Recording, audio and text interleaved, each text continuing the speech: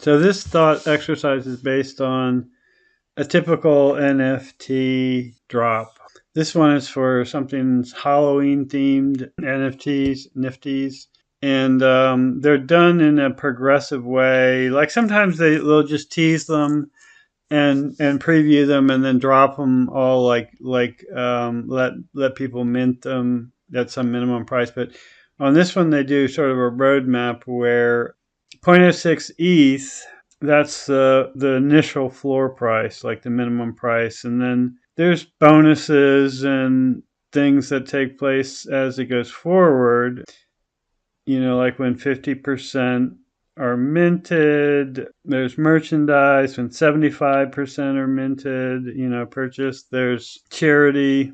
But essentially, the magic here is that even though they're starting out with a suggested price of 0.0666 ETH, nobody knows where it's going to end up. So that's where the prediction market comes in. If we convert 0.0666 ETH to dollars, it's about $250. If it's really successful, this floor price will become, the floor will go up to $2,000 or $20,000 or whatever. If it's not successful, the floor price will go to essentially nothing, like pennies maybe. The prediction market gets to bet where this floor price will end up after the drop happens, like after it's all available and everybody can buy as much as they want, and when the initial round of speculation happens, which is usually very quickly. I mean, those people will start speculating the second they can buy them if it looks like there's any chance for appreciation. Anyway, I did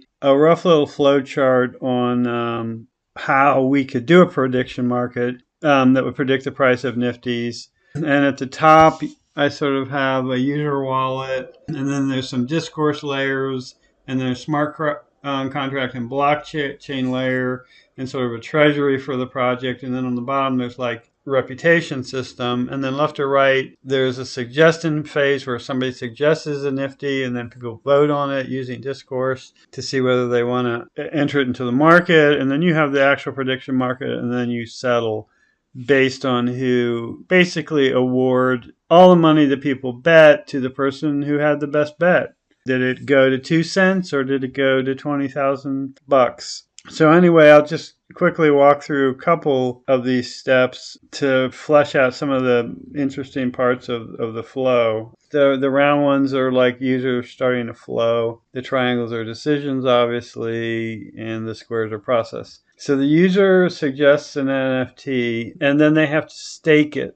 If you just let people suggest whatever they want, or willy-nilly, people will spam the system. But if they have to put a little stake up, then you get better quality suggestions. So user suggests on discourse, these two layers are discourse. They get like a public key to the treasury wallet or the treasury account, and they send the stake to the smart contract, and the smart contract, accepts it, and then there's an API call here, and we can open voting on that suggestion. So if somebody makes a suggestion and creates a stake, that kicks off a smart contract that processes that and basically sets a flag, and the voting cycle can be opened.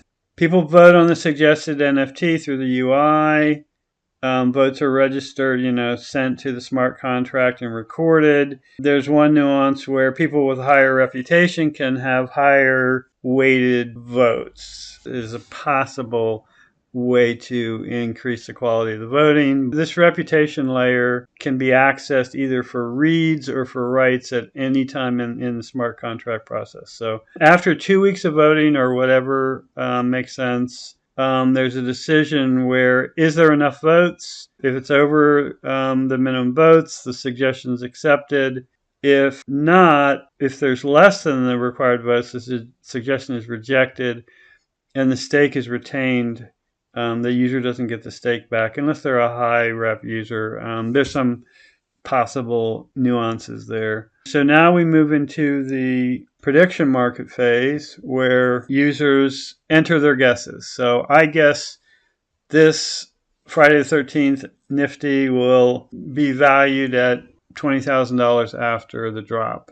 not only do I enter the guess, $20,000, but I also buy a bunch of tokens that bet on my guess. And I can buy tokens, as time goes on after the initial preview or teaser, it probably gets easier and easier to guess whether something will be worth $20,000 or $2. So, there can be, I think the prediction market can actually give you more tokens, more prediction tokens for your dollar early on, because the early bets are the cool ones. So anyway, as these bets are placed, they're recorded in the blockchain.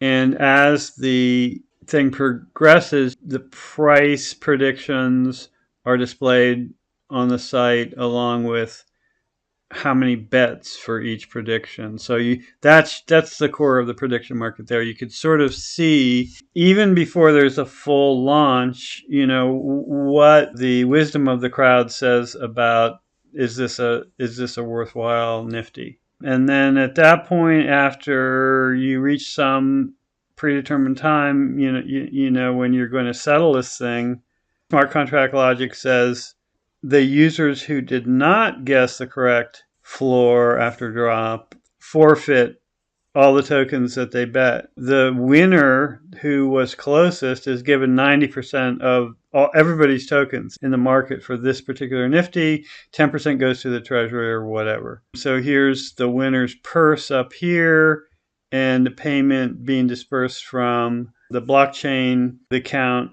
for the count of the DAO or whatever's running, the project. So there's those tokens going there, and this guy's really happy, and he gets some reps. So there's a call to the, where his rep is increased in discourse. There's probably a scenario where maybe there's no reason to stop it right there, even though an award's been made. I mean, maybe these things can go on and on, because certainly the prices fluctuate, and some of them sort of appreciate hugely in a slow way. But I think the exciting part that people would want to participate in is that first 2 weeks before and 2 weeks after a big launch.